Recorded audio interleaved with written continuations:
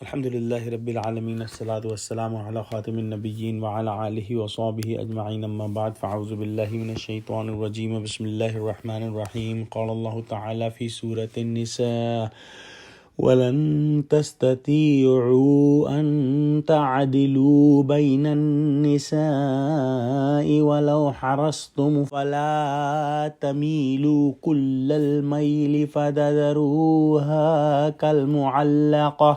وَإِن تُصْلِحُوا وَتَتَّقُوا فَإِنَّ اللَّهَ كَانَ غَفُورًا رَحِيمًا۔ ترجمہ: اور تم خواہ کتنا ہی چاہو عورتوں میں ہرگز برابری نہیں کر سکو گے، تو ایسا بھی نہ کرنا کہ ایک ہی کی طرف ڈھل جاؤ اور دوسری کو ایسی حالت میں چھوڑ دو کہ گویا ادھر ہوا میں لٹک رہی ہے۔ اور اگر آپس میں موافقت کر لو اور پرہیزگاری کرو تو خدا بخشنے والا مہربان ہے۔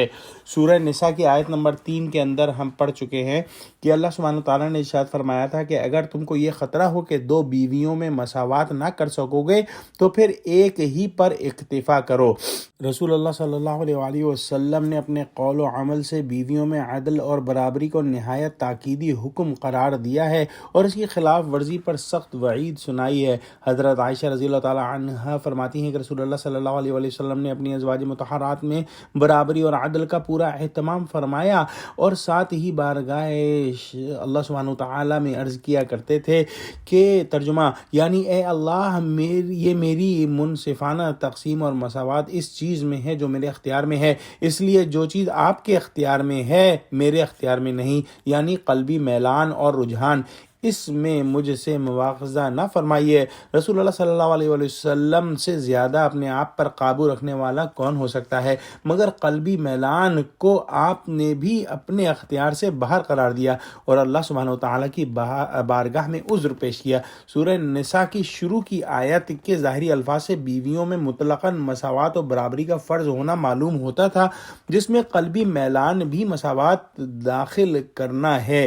اور یہ معاملہ انسان کے اختیار میں نہیں۔ لہٰذا جو آیت ہم آج پڑھ رہے ہیں اس میں حقیقت حال کی وضاحت فرما دی گئی کہ جن چیزوں پر تمہیں قدرت نہیں ہے ان میں مساوات فرض نہیں، البتہ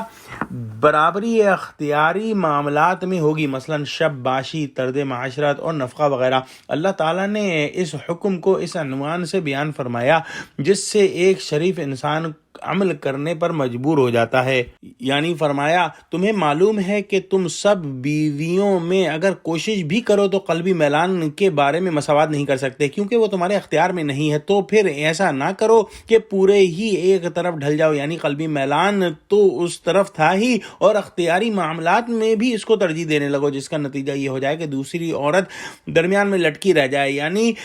شوہر اس کے حقوق بھی ادا نہ کرے اور اس کو آزاد بھی نہ کرے، گویا نہ وہ شوہر والی ہے اور نہ وہ بے شوہر والی ہے کہ کسی اور سے نکاح کر سکے۔ معلوم ہوا کہ اس آیت میں عدل پر کسی کی قدرت نہ ہونے کا جو ذکر ہے وہ قلبی میلان کی برابری ہے جو کہ انسان کے اختیار میں نہیں ہے، لیکن حکم یہ ہوا کہ بالکل ایک ہی طرف کے نہ ہو رہو کہ اختیاری معاملات میں بھی اسی بیوی کو ترجیح دینے لگو۔ اس آیت سے سورہ نساء کی جو پہلی آیت ہم نے ذکر کی اس کی بھی تشریح ہو گئی کہ اس کے ظاہری الفاظ سے قلبی میلان میں بھی مساوات کا فرض ہونا معلوم ہو رہا تھا۔ اس آیت نے کھول کر بیان کر دیا کہ بوجہ غیر ارادی غیر اختیاری ہونے کے یہ فرض نہیں بلکہ فرض امور اختیاریہ میں مساوات ہے۔ ان آیتوں سے تعدد ازدواج کے خلاف استدلال قطعاً غلط ہے، کیوں اللہ سبحانہ وتعالیٰ نے فرما دیا کہ قلبی میلان جو ہے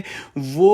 اس پر تمہاری قدرت نہیں، لیکن حکم یہ ہے کہ بلکہ ایک ہی طرف کے نہ رہو کہ اختیاری معاملات میں بھی اس کو ترجیح دینے لگو۔ اور جو پہلی آیت بیان ہوئی تھی